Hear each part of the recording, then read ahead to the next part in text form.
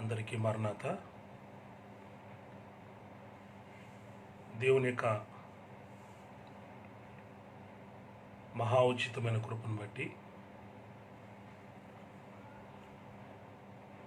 ఆయన చనిపోయి తిరిగి లేచిన తర్వాత 40 దినములు మహిమ దేహముతో సంచారం చేసిన ప్రభు 40వ దినమున పరలోకమునకు ఆరోహణమయ్యారు గనక ఆ సందర్భాన్ని పురస్కరించుకొని ప్రతికూలమైన పరిస్థితులు మన చుట్టూ ఉన్న మరి నేటి కాలంలో దేవుడు మనకిచ్చిన ఆధునికమైన పద్ధతులను అనుసరించి సంఘమునకు ఇలాగున మరి ఆరోహణము యేసుక్రీస్తు వారి యొక్క ఆరోహణము పండుగ సంఘముతో కలిసి ఆచరించవలసినప్పటికీ బహిరంగముగా మరి చేయలేకపోతున్నాం కనుక అంతరంగముగా ప్రభువును మరి మనము గణపరచవలసిన వారమై ఉన్నాం. ఎందుకనగా ఆయన ఆరోహణము మనము పొందబోయే ఆరోహణమునకు ముంగుర్తుగా ఉన్నది కనుక ఆయన ఎత్తబడుట అనేది మనము ఎత్తబడే ఆ గొప్ప స్థితిని మరి మనము పొందుదు అనే ప్రోత్సాహాన్ని మనకు కలిగిస్తూ ఉంది కనుక అటువంటి దివ్యమైన సందర్భమును జ్ఞాపకం చేసుకొని ఈ సమయంలో ఆయన ఆరోహణమునకు సంబంధించిన కొన్ని విషయాలు నేర్చుకోవడానికి ప్రయత్నించేద్దాం. దేవుని వాక్యమును చదువుకుందాం. లూకాసు వార్త 24వ అధ్యాయము 50వ వచనం నుండి మనం చూసినట్లయితే, ఆయన బేతనీయ వరకు వారిని తీసుకొని పోయి చేతులెత్తి వారిని ఆశీర్వదించాను. వారిని ఆశీర్వదించుచుండగా ఆయన వారిలో నుండి ప్రత్యేకింపబడి పరలోకమునకు ఆరోహణుడాయను. వారు ఆయనకు నమస్కారము చేసి మహా ఆనందముతో యెరూషలేమునకు తిరిగి వెళ్ళి ఎడతెగక దేవాలయములో ఉండి దేవుని స్తోత్రము చేయుచుండిరి. వాక్యము నిమిత్తమైన ప్రార్థన. ప్రాణప్రియుడైన యేసు ప్రభువా, నీ జన్మ దర్శనమును కొందరికి కలిగించి బాల్యకాలములో కొందరికి నీ దర్శనమును కలిగించి అనేకులు ఆశ్చర్యపడినట్లుగా చేసి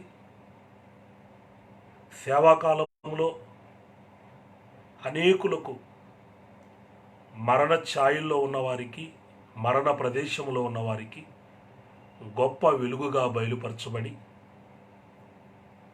శిలువ మీద అందరికీ బదులుగా శిక్షను అనుభవిస్తున్నవానిగా కనబడి పునరుద్ధాన దినమున సమస్తమును జయించిన వానిగా కనబడి నేటి దినమున పరలోకమునకు ఎక్కిపోయిన వానిగా మాకు కనబడుచు, మేమును అట్టి క్రమములో వెళ్ళనయ్యున్నామని రానయ్యున్నామని ప్రోత్సాహమును ప్రభువా, మీ క్రమమును బట్టి మమ్మలను ప్రోత్సాహపరుచు ఉన్నందుకు స్తోత్రాలు. ఈ సమయంలో నీ ఆరోహణము మా ఆరోహణమై ఉండునట్లు, నీవు ఎత్తబడుట మేము ఎత్తబడుటకు మాకు సాధనమై ఉన్నట్లు మీ ఆత్మ సహాయమున మాకు సిద్ధము చేసిన విషయములను అందించుమని, బలపరచుమని, మీ అడుగుజాడల్లో నడిపించుమని, మీలో ఏకమగు పర్యంతము వరకు మీ అడుగుజాడల్లో కొనసాగింపబడుటకు సహాయము చేయమని పెండ్లి కుమారుడిగా రానయున్న యేసునామమును వేడుకొంచున్నాము తండ్రి. ఆమేన్. ప్రియమైన దేవుని పిల్లలారా, యేసుక్రీస్తు వారు చనిపోయి తిరిగి లేచి 40 దినములు మానవ మహిమ దేహముతో సంచారము చేసి 40వ దినమున పరలోకమునకు ఆరోహణమయ్యారు.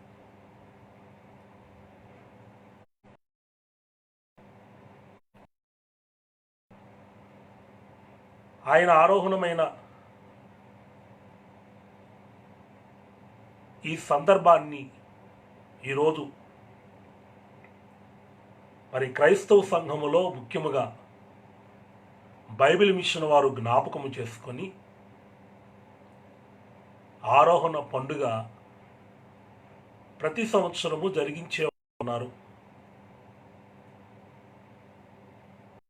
ఆరోహణము అనగా క్రింద నుండి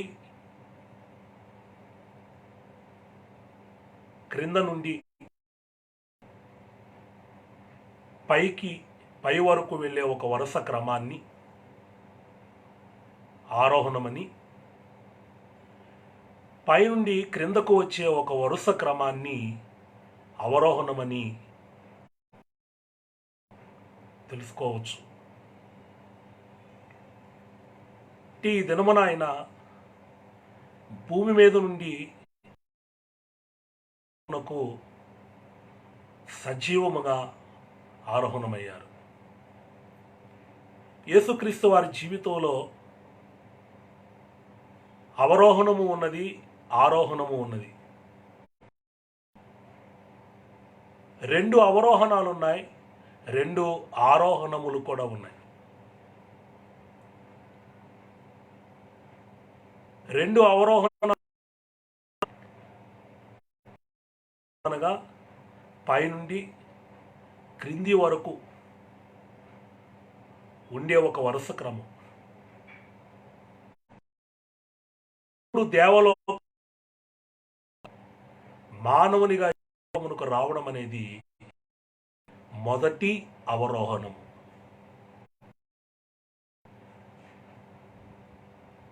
దీనిని మనం తలంచుకొని, ఆయన జన్మమును మనం తలంచుకొని మనం ఘనముగా జరిగిస్తున్నాం.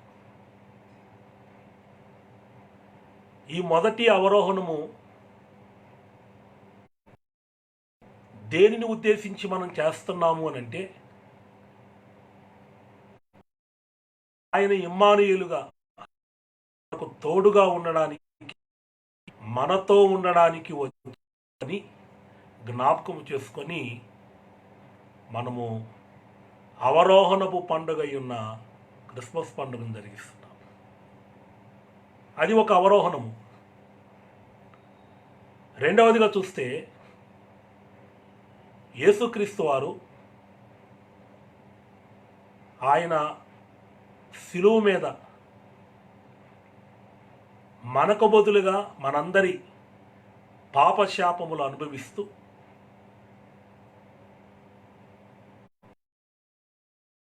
మధ్యలో సిలువ వేయబడిన ఆయన ఆ శ్రమ సమయములో భూమి క్రింది భాగములలో చిట్ట చివరి స్థలమై ఉన్న నరకము యొక్క అంచుల వరకు ఆయన వెళ్ళారు. ఇది ఒక అవరోహణము. దీనిని మనం తలంచుకొని శుభ శుక్రవారముగా ఏర్పాటు చేసుకొని ఆ రోజు ఉదయం 9 గంటల నుండి మధ్యాహ్నం 3 గంటల వరకు గడుపుతూ నా రుణము తీర్చిన నా దేవా అనగా నువ్వు అనుభవించి నేను నరకములోనికి నేను వెళ్ళకుండా నాకు బదులుగా నీవు వెళ్ళి నాకు క్షేమమిచ్చావు నాయన అని ఆనంద బాష్పములతో మనము స్తుతించుచు చేసే పండుగ. అది కూడా ఒక అవరోహణము. కనుక యేసుక్రీస్తు వారి జీవితంలో ఉన్న 2 అవరోహణములు, ఒకటి దేవలోకాన్ని విడిచి మానవునిగా ఈ లోకానికి వచ్చినందుకు, రెండవది ఈ భూమి మీద నుండి చిట్ట చివరి స్థలమై ఉన్న నరకం యొక్క అంచుల వరకు వెళ్ళడం.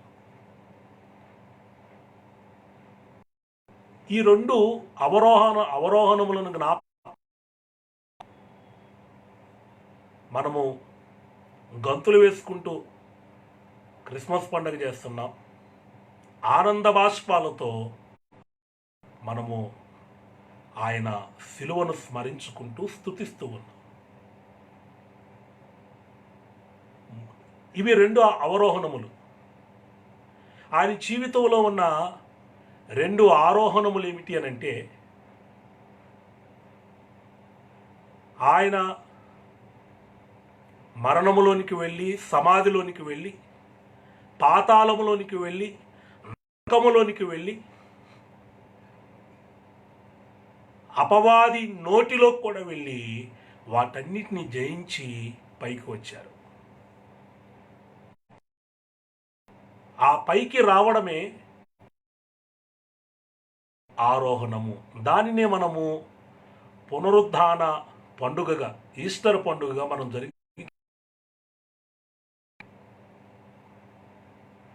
కనుక అన్నిటినీ జయించి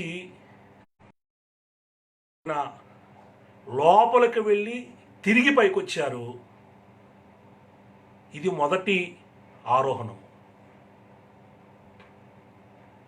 ఆయన తిరిగి లేచిన తర్వాత ఇంతకుముందు చెప్పినట్లుగా 40 దినములు ఆయన సంచరించి ఈరోజు 40వ దినమున పరలోకానికి మరలా దేవలోకానికి ఆయన వెళ్ళిపోయారు. ఇది 2వ ఆరోహణము. ప్రియమైన దేవుని పిల్లలారా, ఈ 40 దినాలు ఆయన తననే సర్వముగా సమస్తముగా భావించుకున్న వారి మీద దయ చూపించి దారి తప్పిన వారిని దారిలోకి తెచ్చి వారికి సరి అయిన దారి చూపించి తన దరికి చేర్చుకొని వారందరూ చూస్తూ ఉండగా లోకానికి ఆయన ఆరోహణమయ్యారు. నేనేమంటానంటే,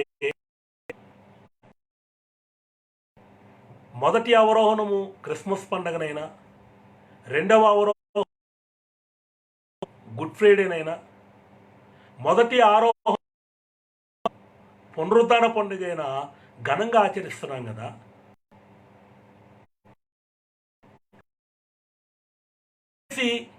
ఆయన జన్మించి, ఆయన చనిపోయి, ఆయన తిరిగి లేచి ఆయన పరలోకానికి వెళ్ళకపోతే చేసిందంతా ఏమవుతుంది? ఆయన ఒక మాట అన్నారు తన శిష్యులతో. యోహాను సువార్త 14వ అధ్యాయము, నేనుండు స్థలములో మీరును ఉండులాగున మీకు స్థలము సిద్ధపరచనై వెళ్ళుచున్నాను అని అన్నారు. కనుక ఆయన ఎందుకు వెళ్ళి అవరోహణము, మొదటి అవరోహణములో మనతో ఉండడానికి వచ్చారు ఆయన. అందుకు మనం పండగ చేస్తున్నాం. నా తండ్రి నా కోసం ఉయ్యాలో, నరుడుగా వచ్చేను ఉయ్యాలో. నా కోసం వచ్చారు గనక మనం పండగ చేస్తున్నాం. రెండవ అవరోహణంలో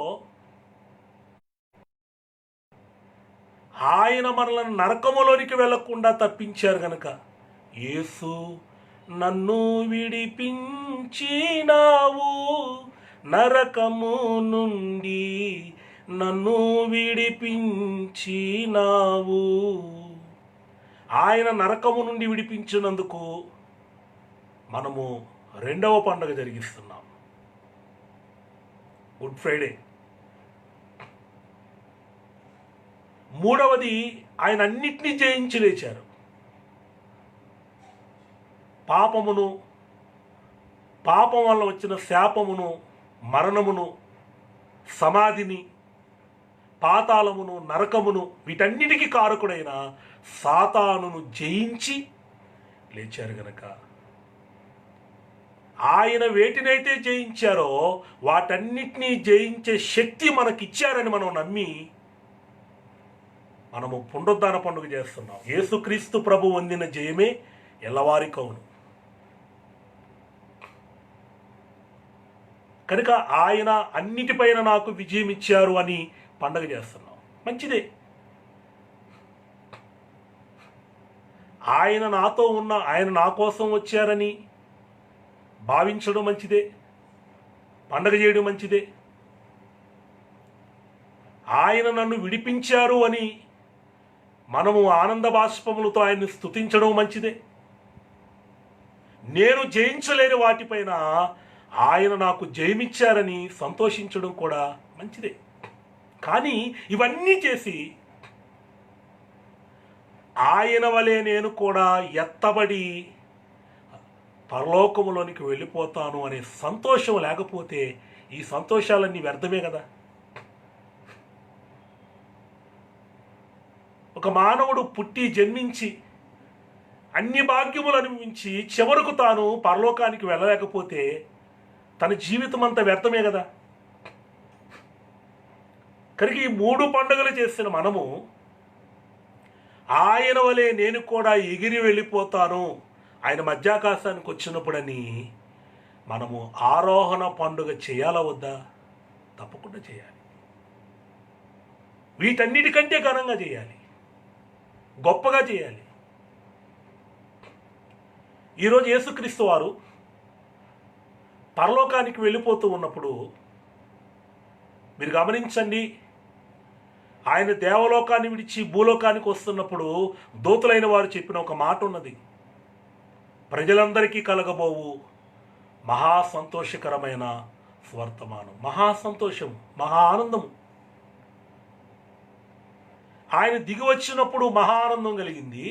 ఆయన మరలా తిరిగి వెళ్ళేటప్పుడు కూడా ఆయన శిష్యులైన వారికి మహా ఆనందము కలిగింది. వారు మహా ఆనందముతో యెరూషలేమునకు తిరిగి వెళ్ళి అని రాయబడింది.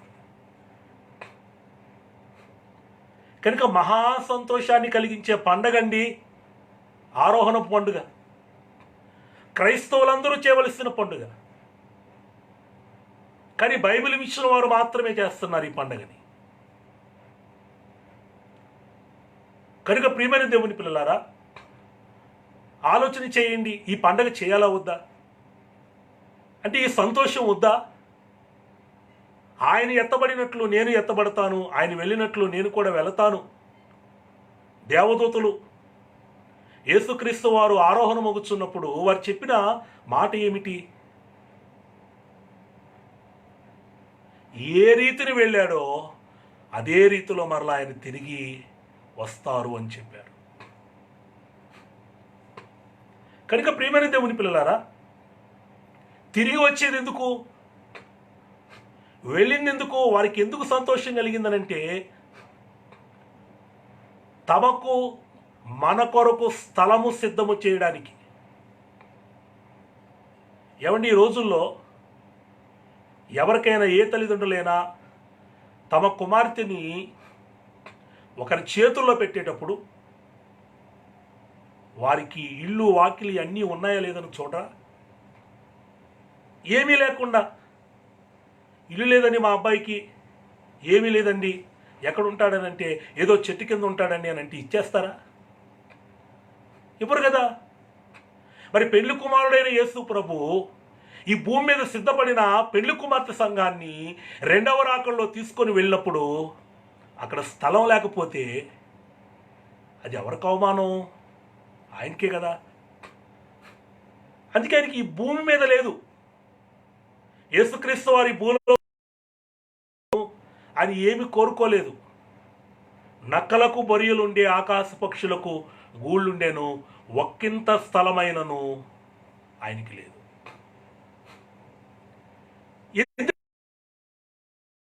ఈ భూమి మీద ఏదైనా తాత్కాలికమే, ఏదైనా కొంతకాలం ఉండేదే. కొంతకాలం ఉండే వాడి దగ్గర ప్రయాసపడ్డం ఎందుకు? అందుకని శాశ్వత కాలం ఉండే లోకములో శాశ్వత కాలము ఆయనతో కలిసి ఉండడానికి ఆయన తన భార్య కొరకు, ఇక పెండ్లి కుమార్తె సంఘము కొరకు, అనగా ఆయనలాగా ఈ భూమి మీద ఆయన ఎలా నడుచుకున్నారో అలా నడుచుకునే సంఘమే పెండ్లి కుమార్తె. ఆయన బ్రతికినట్లుగా బ్రతికే సంఘమే రాకడకు ఎత్తబడే సంఘం. కనుక స్థలము సిద్ధపరిచి చక్కని ఒక భవనాన్ని నిర్మాణం చేసి, అదే నూతన యెరూషలేము. ప్రకటన గ్రంథము 21వ అధ్యాయంలో కూడా మనం చూస్తే 2వ వచనములో, మరియు నేను నూతనమైన యెరూషలేమును ఆ పరిశుద్ధ పట్టణము తన భర్త కొరకు అలంకరింపబడిన పెండ్లి కుమార్తె వలె సిద్ధపడి పరలోకమందున్న దేవుని యొద్ద నుండి దిగి వచ్చుట చూచితిని. ఒక స్థలాన్ని, అక్కడ ఒక నూతన యెరూషలేమును మన కొరకు కట్టి అందులో ఆయన మనము కలిసి ఉండాలి అనేదే ఆయన ఉద్దేశం. కనుక ప్రియమైన దేవుని ఆయన దిగి వచ్చినప్పుడు మనతో ఉండడానికి వచ్చాడు. ఇప్పుడు ఆయన వెళ్ళింది ఎందుకయ్యారంటే మనకు కావలసినవన్నీ పరలోకంలో సిద్ధం చేసి ఇక ఆయనతో కలిసి యుగయుగాలు ఉండడానికి ఆయన సిద్ధముగా ఉన్నారు. కనుక ప్రియమైన దేవుని పిల్లలారా, ఆలోచన చేయండి. ఆయన మనతో ఉన్నప్పుడు ఎక్కువ సంతోషమా, మనము ఆయన దగ్గరికి వెళ్ళినప్పుడు ఎక్కువ సంతోషమా? ఆయన మనతో ఉన్న కష్టాలు రాకుండా మానవు, ఇబ్బందులు రాకుండా మానవు, ఆయన తప్పించవచ్చు. కానీ తర్వాత ఆయన దగ్గరికి మనం వెళ్ళిన తర్వాత అక్కడ ఏ ఇబ్బందులు ఉండవు. అంతా వెలుగే, అంతా సంతోషమే, అంతా ఆనందమే. కనుక అటువంటి గొప్ప స్థలములోనికి ఆయన మనలను తీసుకొని వెళ్ళని ఉన్నారు. కనుక ఆ సందర్భాన్ని జ్ఞాపకం చేసుకొని మనం ఎంత గొప్పగా పండగ చేయాలో ఆలోచించేయండి. కనుక ప్రియమైన దేవుని పిల్లారా, అందుకే ఈరోజు మనము నేను కూడా ఆయన ఎత్తబడినట్లు నేను ఎత్తబడతాను అనే విశ్వాసం అనుకుంటే, వెళ్ళిన ఆయన నా కొరకు కూడా స్థలము సిద్ధము చేశారు, నన్ను కూడా ఆయన తిరిగి వచ్చి తీసుకొని వెళ్తారని సంతోషం కనుక మనలో ఉంటే, ఈరోజు మనం ఏం చేయాలనంటే అందరికీ మిఠాయిలు పంచిపెట్టాలి. పంచిపెట్టండి మీకు ఆ సంతోషం ఉంటే. మిఠాయి లేకపోతే మీ ఇంట్లో స్వీట్ చేసి మీ ఇరుగు పొరుగు వారికి పంచిపెట్టండి. వారు అడుగుతారు, ఏంటమ్మా ఈరోజు ఏంటి శుభము అని అడుగుతారు. ప్రభు ఈరోజు ఆయన 33.5 సంవత్సరాలు జీవించి పరలోకమునకు వెళ్ళిపోయిన రోజమ్మా అని చెప్పండి. వారు అనొచ్చు, లేకపోతే మనసులో అనుకోవచ్చు, ఊర్లో పెళ్ళికి కుక్కల అడావుడి ఏమిటి అన్నట్లుగా వీరికి ఏంటి ఇంత అడావుడి అని అనుకోవచ్చు, హేళన చేయొచ్చు. వెళ్ళిపోయింది ఆయన కదా, మీకెందుకు అని సంతోషం అని అంటే, వెళ్ళిన వాడు తిరిగి వచ్చి మరలా మమ్ములను తీసుకొని వెళ్తారు, అందుకే సంతోషం. వెళ్ళినవాడు మా కోసం స్థలము సిద్ధము చేయడానికి వెళ్ళాడు. వెళ్ళినవాడు ఇక ఆయనతో కలిసి మేము ఉండడానికి ఆయన నూతన యెరూషలేమును కట్టడానికి వెళ్ళారు. కనుక ఆ వెళ్ళినవాడు మరలా తిరిగి వస్తారు అని మనం చెప్పడం ద్వారా ఈ పండగని అనేకులకు తెలియజేస్తున్నాం కదా. హడావుడి చేయాలి ఈరోజు. మీరు గమనించండి, యేసుక్రీస్తు వారు ఈ దినమున పరలోకానికి వెళుతూ ఉంటే పరలోకంలో ఉన్న వారందరూ వెల్కమ్ చెప్తున్నారు.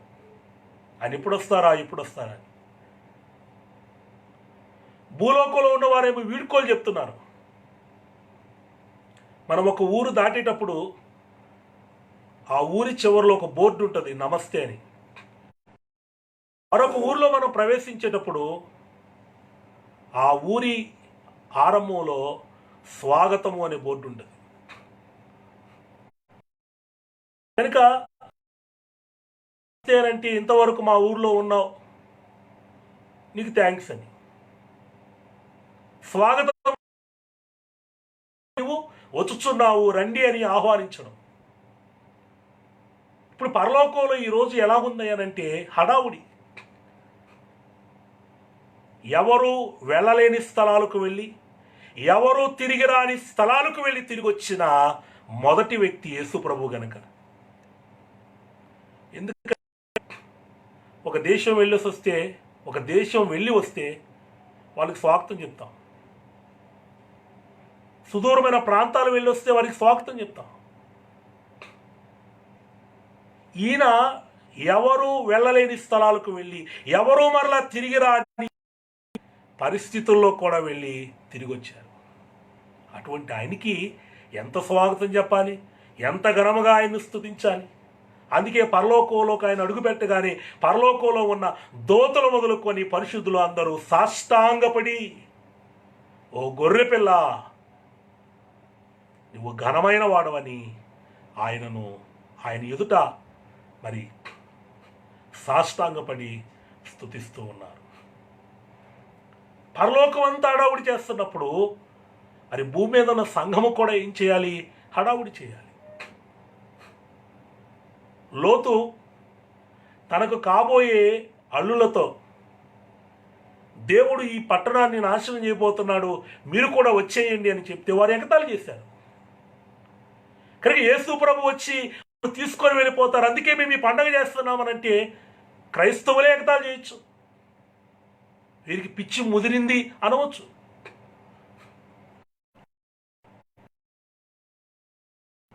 రాకడ సామీప్యమన్న లోకము హేళన చేయక మానదు, కూడా ఏకమాయను ఏమి చేతును అని రాశారు.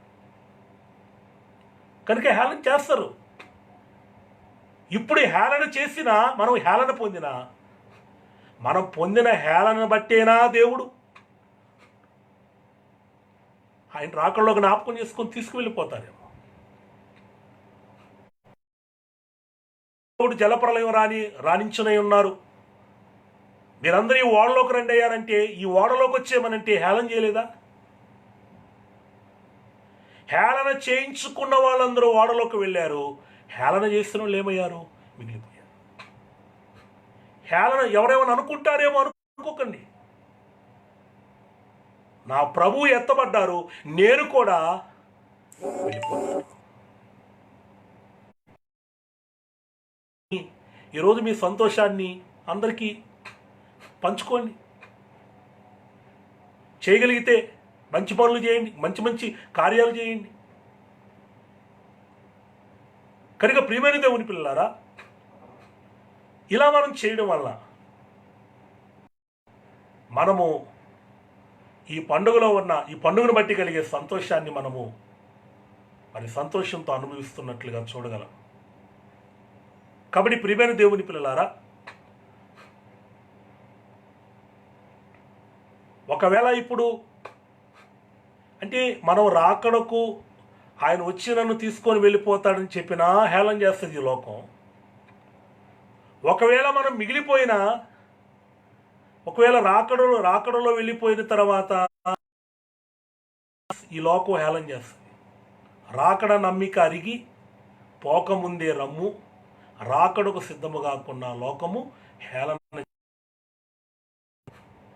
ప్రభు వస్తున్నారన్నా ఈ లోకం హేళన చేస్తుంది.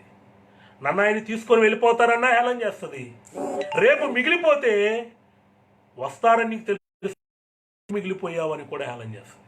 అప్పుడు పొందబోయే హేళన ఎందుకండి? ఇప్పుడు హేళన పొందితే. లోతు హేళన చేయబడ్డాడు, లోతు రక్షింపబడ్డాడు. నోహు కుటుంబము హేళన చేయబడింది, నోహు కుటుంబము రక్షించబడింది. కనుక హేళన చేసిన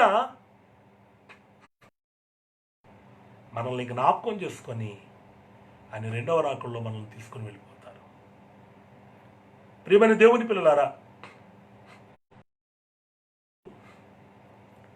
చేసిన ఒక గొప్ప పని ఏమిటంటే, లూకాసు వార్త 24వ అధ్యాయములో 50వ వచనములో ఆయన బేతనియ వరకు వారిని తీసుకొని పోయి చేతులెత్తి వారిని ఆశీర్వదించెను. బేతనియ వరకు. ప్రియమైన దేవుని పిల్లలారా, చేతులెత్తి ఆశీర్వదించెను. ఈరోజు ఆయన ఎప్పుడైతే చేతులెత్తి వారిని ఆశీర్వదించారో వారు మహానందముతో బయలుదేరి వెళ్ళారు. అందుకే మీకు ఆరంభంలో చెప్పాను, ఈ పండుగ ఎత్తబడిన ఆయన నాకు కావలసినవన్నీ పరలోకంలో సిద్ధం చేసి మరలా వచ్చి నన్ను కూడా మరి ఎత్తబడే వరుసలో ఉంచి తీసుకొని వెళ్ళిపోతారని నమ్మి ఈ పండగ ఎవరైతే చేయగలుగుతున్నారో, పరిశుద్ధాత్మ తండ్రి వారి హృదయములో నిండు సంతోషాన్ని లేక మహా ఆనందాన్ని వారి జీవితంలో ఆయన స్థాపన చేస్తున్నారు. మంచిది. చేతులెత్తి ఆశీర్వదించను. దేవదాసయ్య గారు ఈ సందర్భాన్ని జ్ఞాపకం చేసుకుని ఒక చక్కని మాట చెప్పారు. ఏమిటనంటే, ఆయన ఆరోహణమవుతూ ఎత్తిన చేతులు ఆయన మరలా తిరిగి వచ్చే వరకు ఆ చేతులు అలాగే ఎత్తబడి ఉంటాయి అన్నారంట. ఆ చేతులు ఏం చేయలేదు, ఆయన దించలేదు. 2000 సంవత్సరాల క్రితము ఈ భూమి మీద నుండి పరలోకానికి వెళుతూ ఎత్తిన చేతులు లేక ఎత్తబడిన చేతులు మరలా తిరిగి వచ్చే వరకు అలాగే ఎత్తబడి ఉంటాయి. అంటే దాని అర్థం ఏంటి? నిర్గమాకాండము 17వ అధ్యాయములో దేవుని ప్రజలై ఉన్న ఇశ్రాయేలీల మీదకి అమాలేకీయులు అనే శత్రువులు, దేవుణ్ణి ఎరగని వారు అనవసరంగా దేవుని ప్రజల మీదకి వివాదానికి దిగి యుద్ధము చేయుటకు పూనుకున్నప్పుడు మోషే అహరోను హూరులనే భక్తులను వెంటబెట్టుకొని ఒక కొండ మీదకు వెళ్ళి చేతులెత్తాడు. మోషే చెయ్యి పైకెత్తినప్పుడు ఇశ్రాయేలీలు గెలిచారు. చెయ్యి పైకెత్తడం అంటే అర్థం ఏంటి? విజ్ఞాపన చేయడము అని అర్థం. రోమీయులకు రాసిన పత్రిక 8వ అధ్యాయము 4వ వచనంలో కూడా మనం చూస్తే, 8వ అధ్యాయము 34వ వచనంలో, శిక్ష విధించువాడెవడు? చనిపోయిన క్రీస్తు యేసే. అంతేకాదు మృతులలో నుండి లేచిన వాడును దేవుని కుడిపార్శ్వమున ఉన్నవాడును మన కొరకు విజ్ఞాపనము కూడా చేయువాడును ఆయనే. ఏం చేస్తున్నారు ఆయన? ఆ రోజు ఎత్తబడిన చేతులు మరలా ఆయన తిరిగి వచ్చేదాకా అలాగే ఉండడము అంటే అర్థం ఏంటి? ఆయన తండ్రి యొక్క కుడిపార్శ్వమును ఉండి ఏం చేస్తున్నారట?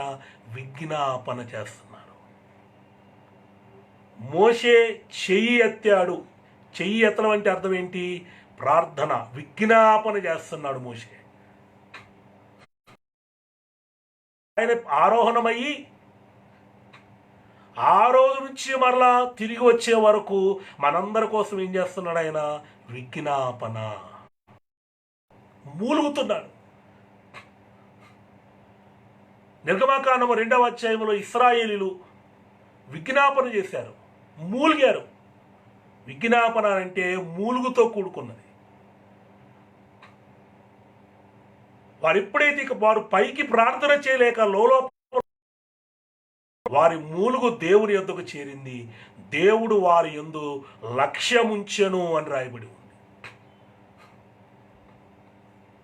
కనుక ఆయన నా మీద, ఆయన నాకు ఇచ్చిన కుటుంబము, ఆయన నాకు ఇచ్చిన సంఘము, లేక ఆయన మరలా తిరిగి వచ్చే వరకు ఆయన చేతులు నా మీద ఎత్తబడి ఉన్నాయి అని ఎవరైతే నమ్ముతున్నారో, ఆయన తండ్రి రొమ్మును అనుకొని చేస్తున్న ప్రతి ప్రార్థన వారి విషయంలో నెరవేర్పులోకి వస్తుంది. కనుక విజ్ఞాపన అందరి కొరకు. ప్రియమైన దేవుని పిల్లలారా, ఆయనే విజ్ఞాపన చేస్తున్నప్పుడు ఆయన దూతలు, అలాగే ఆయన సన్నిధిలో ఉండే పరిశుద్ధులు కూడా చేసే పని ఏంటి? విజ్ఞాపనే. నా దూతలు పరలోకపు శుద్ధులు, భూలోకమునందలి విశ్వాసులు నా దరిని నిలిచి నిన్ను గురించి ప్రార్థిస్తారు, నీకేమి భయం. మనందరి కోసం విజ్ఞాపన చేసేవాడు మన పక్షముగా ఉన్నారు కనుక ఇశ్రాయేలీలు విజ్ఞాపన చేసినప్పుడు దేవుడు ఎవరికి నిచ్చిన నిబంధన జ్ఞాపకం చేసుకున్నారు? అబ్రహాము, ఇస్సాకు, యాకోబులతో చేసిన నిబంధన జ్ఞాపకం చేసుకున్నారు. ప్రియమైన దేవునిలారా, మనం విజ్ఞాపన చేస్తున్నప్పుడు ఇక ప్రభు మన పక్షంగా విజ్ఞాపన చేస్తున్నారు కనుక ప్రభు చేస్తున్న విజ్ఞాపనను బట్టి ఆయన ఏం చేస్తున్నారనంటే, మనందరి తండ్రి, ఆత్మీయ తండ్రి దేవదాసయ్య గారు, దేవదాసయ్య గారికి కూడా దేవుడు నిబంధన చేసుకున్నారు. తెలుగు క్రైస్తవ కీర్తనలో 72వ పాట నిబంధన పాట, క్రీస్తు పునర్వాక్కులు అని రాయబడి ఉంటుంది. కనుక ఆ 136 వచనాలు దేవుడు దేవదాసయ్య గారితో నిబంధన చేసుకున్నది. కనుక ఈ కీర్తన నాకే నాకే అని ఎవరనగలరో వారికే చెల్లును. అందులో ప్రభు స్వయంగా పాడి వినిపించిన పాట అండి. దేవుడు దేవదాసయ్య గారితో నిబంధన చేశారు.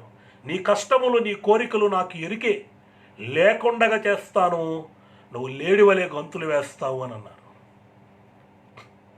నీకు కావలసిన అడుగుము, నేను తప్పక ఇస్తాను, నీకు ఇచ్చుట నాకు ఆనందము, నీ అడుగుట ముచ్చట నాకన్నా.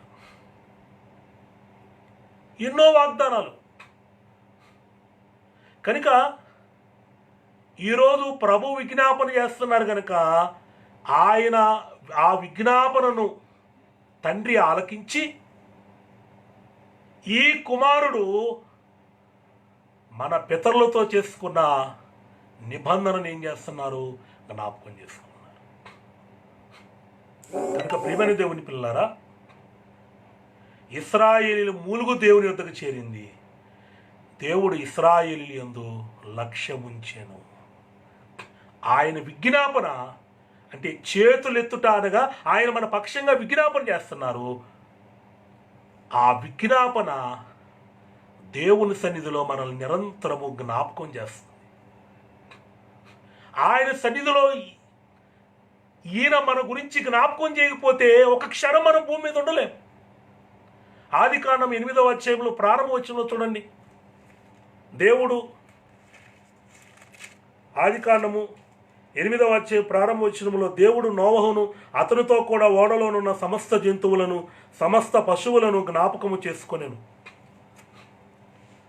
దేవుడు జ్ఞాపకం చేసుకున్న వారు మాత్రమే జలప్రలయంలో సజీవముగా మిగిలారు.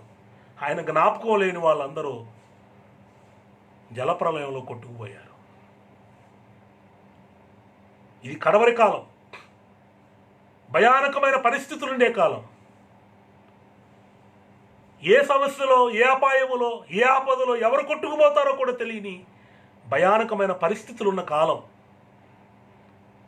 ఇటువంటి కాలములో ఇంకా రాబోయే గడ్డు పరిస్థితుల్లో కూడా నోవహు అతని కుటుంబము ఓడలో ఎలా పదిలముగా దేవుడు ఉంచారో అలా ఉంచబడ్డారు. ఎందుకు? దేవుడు వారిని జ్ఞాపకము చేసుకొనెను. దేవదాసయ్య గారు ఒక చక్కని కీర్తన రాశారు. మనము మంటి వారమంచును జ్ఞాపకము చేసి కొనుచు స్మరణ చేయుచుండును ఆ కారణము చే దేవ సంస్తుతి చేయవే మనసా. మనము మంటివారమని జ్ఞాపకము చేసుకుంటూ ఏం చేస్తున్నారంట? స్మరణ చేసుకుంటున్నారంట. మనం ఆయన స్మరణ చేయాలండి, ఆయన మనల్ని స్మరించుకుంటున్నారు. కనుక నన్ను తండ్రికి జ్ఞాపకం చేస్తుంది ఎవరు?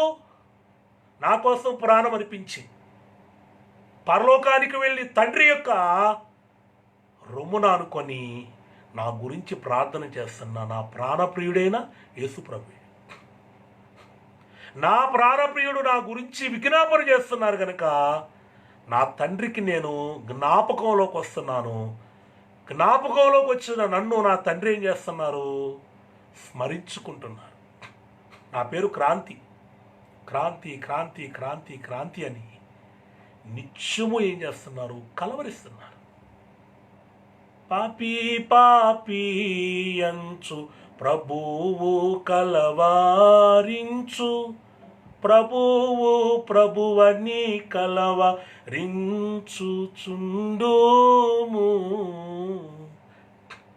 కలవరిస్తున్నారు, ఆయన స్మరించుకుంటున్నాడు. కనుక ఆయన యేసుక్రీస్తు వారి యొక్క చేతులెత్తుట అనగా విజ్ఞాపన చేయడం, ఆయన విజ్ఞాపన తండ్రికి మనల్ని జ్ఞాపకం చేస్తుంది. ఆయన జ్ఞాపకంలో వచ్చేదాన్ని ఆ తండ్రి ఏం చేస్తున్నారు? స్మరించుకుంటున్నారు. ఆయన స్మరించుకోవడం వల్ల మనకేమవుతుంది? నూతనమైన జీవము. కనుక మనం క్షేమంగా ఉంటున్నాం.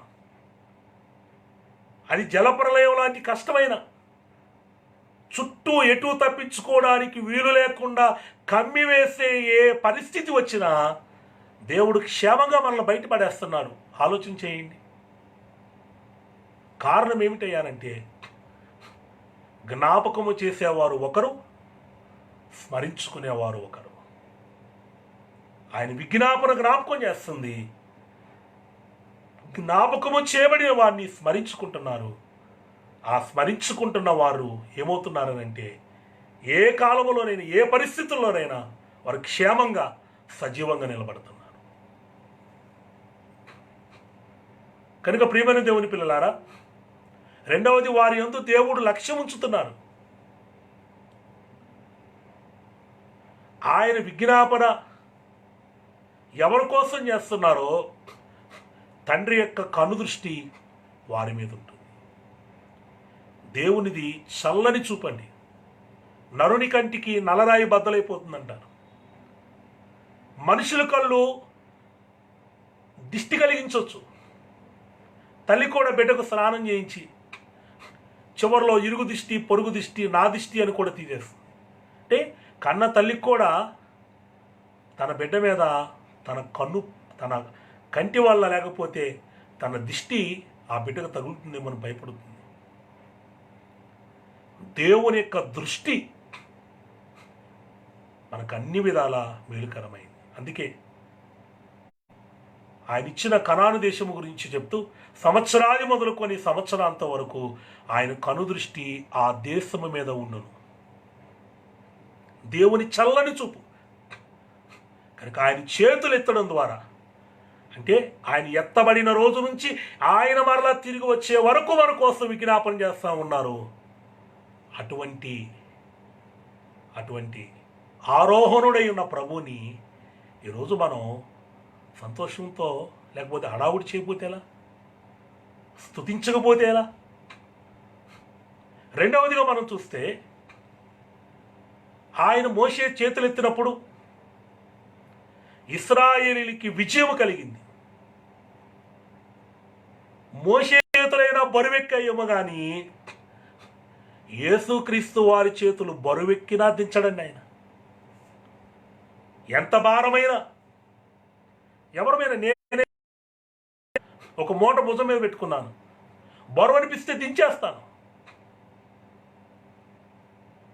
ఒక మనిషిని ఎత్తుకున్నాను, మొయ్యలేకపోతే దించేస్తాను. వారి భుజానికి ఎత్తుకున్న తర్వాత దించడు. ఎంత ఆయన మోస్తూనే ఉంటారు. ఆయన దించాడనంటే భూమి మీద మన నూకలు చెల్లిపోయినట్టే. ఎంత భారమైనా, ఎంత బరువైనా ఆయన మోస్తూనే ఉంటారు. కనుక మోషే చేతులెత్తినప్పుడు ఇశ్రాయేలీయులకి విజయం కలిగింది. చేతులెత్తి మనల్ని ఆశీర్వదిస్తూ ఉన్నారు. దేనికోసమనంటే, ఒకటి ఆయన విజ్ఞాపన చేస్తున్నారని తెచ్చుకున్నాం. రెండవది ఆయన విజయం ఇస్తున్నారు. డాక్టర్ మార్టిన్ లూథర్ గారు చిన్న ప్రశ్నోత్తరి అని ఒక పుస్తకాన్ని రాసి అందులో లోకము, సాతాను, శరీరము ఈ మూడు దేవుని చిత్తమును నెరవేర్చకుండా అడ్డుకొనును అని రాశారు. అంటే దేవుని సంకల్పాన్ని మన విషయంలో నెరవేరకుండా చేసేవేంటివి? రెండవది లోకం, మూడవది మన శరీరమే. ఈ మూడింటిని జయించాలి. ఈ మూడింటిని ఆయన జయించారు. ఈ మూడింటిని మనం జయించడానికి ఆయన మన మీద ఏమెత్తారు? చేతులెత్తారు. నిన్ను ఓడించిన నిఖిల పాపములను నీవే ఓడింతువు తెలుసునా. కనుక మనల్ని ఓడించిన వాటిని మనం ఓడించడానికి ఆయన తన చేతులు పైకెత్తుతున్నారు. అందుకే అయ్యగారు ఇంకో వచనంలో కూడా చక్కని కీర్తన రాశారు. ఇక మన జీవితంలో జయము తప్ప అపజయం ఉండకూడదని ఆయన చేతులు దించట్లేదు. మోషే దించి వేస్తే అపజయం కలిగింది, మోషే చేతులు విజయం కలిగింది. మరి ఈయనైతే చేతులు దించట్లేదు కదా. అంటే మన జీవితంలో ఏముండకూడదు? అపజయం ఉండకూడదు. అపజయము కల్లా. మన జీవితకాలం అంతా మనకు జయం ఉండాలని ఆయన చేతులు దించుటలేదు. ఆయన చేతులు దించితే మనం ఓడిపోతాం. కనుక మనం అన్నిట్లో విజయం పొందాలని, అపజయము పొందాలని మరి ఆయన చేతులు, నేటి అపజయములు, నేటి కష్టములు కాటి పాలైపోవున్ తెలుసునా. ఇప్పటి వరకున్న కష్టాలు, ఇప్పటి వరకున్న అపజయాలు ఇవన్నీ ఏమైపోవాలి? ఈ ఎత్తబడిన చేతుల క్రింద ఉన్న వారి దగ్గరకు ఇవన్నీ ఏమైపోతాయి? పూర్తిగా కాటి పాలైపోతాయి. కాటి అంటే కాటికి కాలు ఎత్తాడండి అని అంటారు. అంటే పోవడానికి సమాధి, శ్మశానము. అంటే అపజయాన్ని కాటిపాలు చేస్తానంటున్నాడు ఆయన, సమాధి పాలు చేస్తానంటున్నాడు ఆయన. మనల్ని కాదు పాతి పెడతానంటుంది, అపజయాన్ని పాతి పెడతానంటున్నాడు ఆయన. ఈరోజు ఆయన చేతుల క్రింద ఉన్నవారులారా, ఎత్తబడిన చేతుల క్రింద ఉన్నవారులారా, ఆయన ఇప్పటి వరకు మనకు కలిగిన అపజయాన్ని, మనల్ని కాదండి, మన అపజయాన్ని ఆయన సమాధి చేయబోతున్నాడు. ఇప్పటి వరకు మనకు కలిగిన కష్టాలని ఆయన సమాధి చేయబోతున్నారు. అవన్నీ కాటిపాలైపోతాయి. ఇప్పటి వరకు మనకు కలగవలసిన సంతోషం, ఇప్పటి వరకు మనకు కలగవలసిన ఆనందం, ఇప్పటి వరకు మనకు కలగవలసిన మేలు సమాధి అయిపోయినట్లుగా ఉన్నాయి. కానీ ఈరోజు ఈ ఆరోహణమైన వాని యొక్క చేతుల క్రింద ఉన్న వారలారా, ఏ ఏ అపజయమైతే ఇంతకాలం మనకు ఎదురైందో, మన ప్రయత్నాలలో, మన చదువుల్లో, మన ఉద్యోగాల్లో, మన వ్యాపారాల్లో, మీరు గుర్తుపెట్టుకోండి, ఈరోజు ఎత్తబడిన చేతుల క్రింద మనం ఉన్నాం. అవి దించే చేతులు కాదు, అవి దిగిపోయే చేతులు కాదు. ఆ చేతులు ఎప్పుడు అలాగే ఉంటాయి. కాబట్టి ఇప్పటి వరకు మీ వెనక వచ్చిన, మిమ్మల్ని వెంబడించిన అపజయము, మిమ్మల్ని వెంబడించిన అవమానము, మిమ్మల్ని వెంబడించిన కష్టములన్నీ ఈ ఎత్తబడిన చేతుల క్రింద ఉన్న మీకు కాటిపాలు చేసేస్తారు ఆయన. దేవదాసయ్య గారు ఒక చక్కని వచనం రాశారు. బ్రతుకంతటన్ కృపాక్షేమములు వదలకుండగా వచ్చు నాతో సుదినములు గల్గు ఆపదలు సంపదలో. వదలకుండగా వచ్చు నాతో సుదినములు. అంటే మంచి మంచి రోజులు వస్తాయి. ఆయన చేతుల క్రింద ఉన్న వారికి మంచి రోజులు వస్తాయి. ఇప్పటి వరకు అన్ని చెడ్డ రోజులే అనుకుంటే, మీకు ఇప్పటి వరకు మాకు అన్ని చెడ్డ రోజులే, చెడ్డ వార్తలే అని బాధపడేవారులారా, ఎత్తబడిన ఆయన చేతుల క్రింద ఉన్న మీకు ఇక మేలుకరమైన దినాలు, మేలుకరమైన వార్తలు, సంతోషకరమైన వార్తలు ఆయన వినిపించనై ఉన్నారు అని మీకు అర్థమవుతుంది.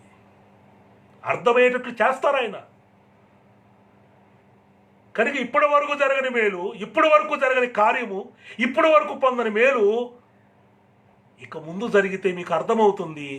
ఆయన నా పైన తన చేతులను ఎత్తి ఉంచారు అని. మంచిది. కాబట్టి చేతులు ఎత్తబడుట. రెండవదిగా మనం చూస్తే, ఆ ఎత్తబడిన చేతుల క్రిందకి ఒకటి విజ్ఞాపన చేయడం, ఆయన జ్ఞాపకం చేసుకొని మనం స్మరించుకుంటూ, రెండవది ఆ విజ్ఞాపన ద్వారా ఆయన కనుదృష్టిని నిలిపి ఉంచుతున్నారు. మూడవది ఆయన చేతులు ఎత్తడం ద్వారా మన జీవితకాలం అంతా మనకు విజయాన్ని కలిగిస్తున్నారు. అలాగే ఇక మన జీవితంలో అపజయము అనేది లేకుండా ఆయన చేస్తున్నారు. అందుకే ఆయన చేతులెత్తారు. కాబట్టి ఆయన చేతుల క్రింద ఉన్నవారులారా, ఆయన ఎత్తబడిన చేతులు మరలా తిరిగి వచ్చే వరకు మన మీదే ఉంటాయి కనుక, ఒక చక్కని మాట యెజ్రా గ్రంథము 7వ అధ్యాయము 6వ వచనంలో మనం చూస్తే, ఈ ఒక్క మాట చెప్పి నేను ముగిస్తాను. 7వ అధ్యాయము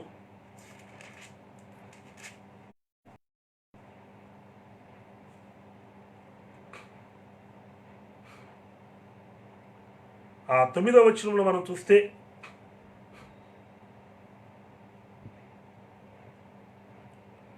యెజ్రా గారు ఒక చక్కని మాట అంటున్నారు. మేము చెరపట్టబడిన దేశము నుండి యెరూషలేమునకు క్షేమంగా రావడానికి కారణము దేవుని కరుణాహస్తము మాకు తోడుగా ఉన్నది అని చెప్తున్నారు. దేవుని కరుణాహస్తం. కనుక ఎత్తబడిన ఈ చేతులు, హస్తములు ఎటువంటివనంటే ఆయన కరుణాహస్తము. నేను ఎవరిని కరుణిస్తానో వారినే కరుణిస్తానన్నారు. ప్రయాసపడు వాని వల్లైన, పొందగోరు వాని వల్లైన ఏమీ లేదు, కానీ కరుణించు దేవుని వల్లనే. ఎంతగా తిప్పలబడినా ఏ మేలు దొరకట్లేదు. ఎందుకని? దేవుడు కరుణించనదే మన ప్రయాసంతా వ్యర్థమే. అందుకే దేవుని కరుణ ఈరోజు ఈ పండుగ చేసే వారి మీద ఏ హస్తము దిగొస్తుంది, ఏ హస్తము కూడా చాపబడుతుంది? దేవుని కరుణ హస్తము. ఇంతవరకు ఇంతవరకు ఏ పని సాగలేదు, ఏ పని నెరవేరలేదు, ఏ ప్రయత్నము సాఫల్యము కాలేదు. కానీ ఈరోజు ఎత్తబడిన ఆ చేతులే మన మీద ఏం చూపిస్తున్నాయి? కరుణ చూపిస్తున్నాయి. ఆయన కరుణాహస్తమే మన విజయమును అందించనే ఉన్నదని నేను మీకు తెలియజేస్తూ ఉన్నాను. అంతేకాదు సుమా, హబక్కు గ్రంథంలో కూడా ఒక చక్కని మాట ఉంటుంది. హబక్కు గ్రంథములో 3వ అధ్యాయములో 4వ వచనములో ఆయన హస్తముల నుండి కిరణములు బయలువెలుచున్నవి, అచ్చట ఆయన బలము దాగి ఉన్నది. ఈ ఎత్తబడిన చేతుల్లో నుంచి ఆయన ఆరోహణపు కిరణములు మన మీద పడుతూ ఉన్నాయి. ఎత్తబడుట అంటే ఇక అన్ని విషయాల్లో పైకి రావడమే.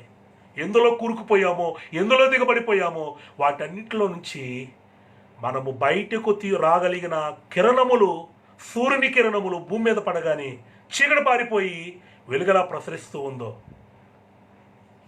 ఎత్తబడిన ఆయన చేతుల క్రింద, ఆయన చేతుల్లో నుండి, ఆయన హస్తముల్లో నుండి ఆయన కిరణములు మన మీద ప్రసరింపబడుతూ ఉన్నాయి. ఆ కిరణములలో ఆయన బలము దాగి ఉన్నది. మన బలమునకు మించిన పనులు చేయగలిగిన బలము. మనము చేయలేని పనులన్నీ ఆ హస్తమే చేసి పెడుతుంది. నేను చేయలేనివన్నీ నీవే చేసి పెట్టినావు, నేను చేయలేనివన్నీ నీవే చేసి పెట్టినావు రక్షకాన వందనాలు. మనం చేయలేనివన్నీ ఆయన చేసి పెడుతున్నాను. కాబట్టి ప్రియమైన దేవుని పిల్లలారా, ఆలోచన చేయండి. ఆయన ఎత్తబడిన ఆయన చేతులు విజ్ఞాపన చేస్తున్నాయి, మనల్ని జ్ఞాపకం తీసుకొస్తున్నాయి, తండ్రి చేత మనల్ని స్మరణ చేయిస్తున్నాయి, నిలిపి ఉంచేటట్లు చేస్తున్నాయి, మనకి విజయం ఇస్తున్నాయి, అపజయములను కష్టములను కాటిపాలు చేస్తున్నాయి. ఆయన చేతులు ఇంకా మనము చేయలేని పనులన్నీ చేసి పెడుతున్నాయి. ఆయన చేతులు కరుణాహస్తము మన పైన ఉంచి మనకు తోడుగా ఉండి మన ప్రయాణములో, మన ప్రయత్నముల్లో విజయం ఇస్తుంది. మలాకీ గ్రంథం 4వ అధ్యాయం 3వ వచనంలో నీతి సూర్యుని యొక్క రెక్కల క్రింద ఆరోగ్యమున్నదని రాయబడి ఉంది. ఆ ఎత్తబడిన చేతుల క్రింద ఏముందనంటే ఆరోగ్యం. కాబట్టి ఈరోజు ప్రపంచమంతటినీ కమ్మివేసిన కరోనా, దానివల్ల వచ్చే పలు రకమైన అనారోగ్యములు, దేవుడు అటువంటివి సంభవించకుండా అటువంటివి దరిదాపుల్లో కూడా రాకుండా ఆరోగ్యకరమైన ఆరోగ్యముతో వర్ధిల్లడానికి ఆయన తన రెక్కలను మన పైన ఎత్తి ఉంచారు. కాబట్టి ఆ ఎత్తబడిన చేతులు ఉన్నవారులారా, సంపూర్ణమైన ఆరోగ్యము కూడా దేవుడు మనకి అనుగ్రహిస్తూ ఉన్నారు. కాబట్టి ఈరోజు ఎత్తబడిన ఆయన మనం జ్ఞాపకం చేసుకోవడం ద్వారా రేపు ఆయన మధ్యాకాశంకి వచ్చినప్పుడు మనము ఎత్తబడుతున్నాం.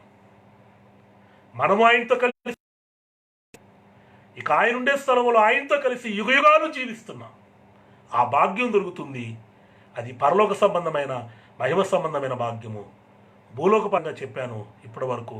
ఆయన ఎత్తిన చేతుల క్రింద ఉండడం వల్ల కలిగే ఆశీర్వాదాలు. కాబట్టి ఈ సంబంధమైన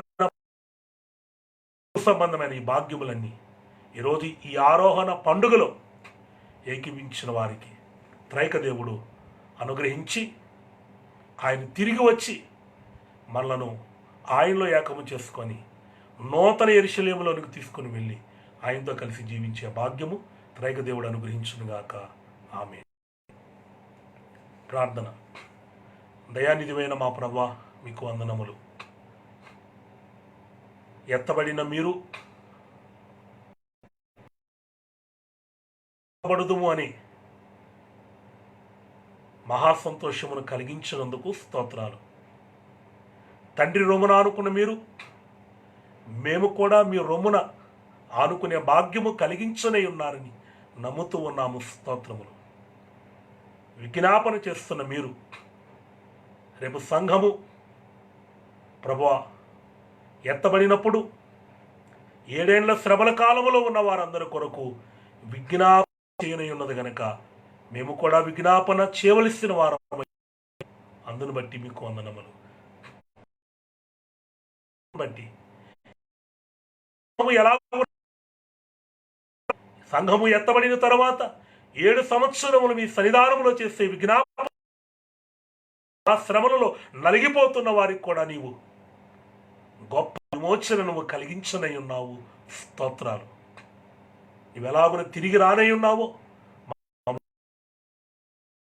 మమ్మల్ని తీసుకొని వెళ్ళి మరలా ఈ భూమి మీదకి 1000 ఏండ్ల పరిపాలన మీతో కలిసి చేయడానికి ఈ భూమి నువ్వు దర్శించనై ఉన్నావు. స్తోత్రములు.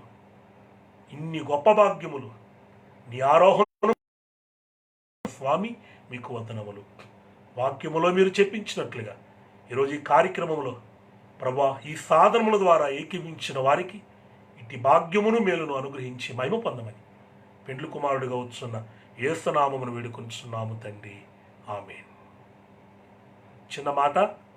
ఒక చిన్న మాట మర్చిపోయాను. ఏంటంటే యేసుక్రీస్తు వారు ఎలాగైతే విజ్ఞాపన చేస్తూ ఉన్నారో ఆయన విజ్ఞాపన బట్టి సంఘము ఇలా ఈ లోకంలో భద్రముగా ఉంచబడి 2వ రాకడికి ఎలా సిద్ధపడుతుందో, మరి 2వ రాకడ తర్వాత 7 ఏండ్లు మహాశ్రమలు భూమి మీద ఉంటాయి. ఈ 7 ఏండ్లు ఎత్తబడిన సంఘము ఈరోజు ప్రభు ఎలాగైతే విజ్ఞాపన చేస్తున్నారో అప్పుడు సంఘము కూడా విజ్ఞాపన చేస్తుంది ఈ భూలోకంలో మిగిలిపోయిన వారి గురించి. అప్పుడు ప్రభు 7 ఏళ్ల కాలంలో వచ్చి కొందరిని రక్షిస్తారు. కాబట్టి ప్రియమైన దేవుని పిల్లారా, ఆయన ఏం పని చేస్తున్నారో ఆ పనే మనకు అప్పగిస్తున్నారు.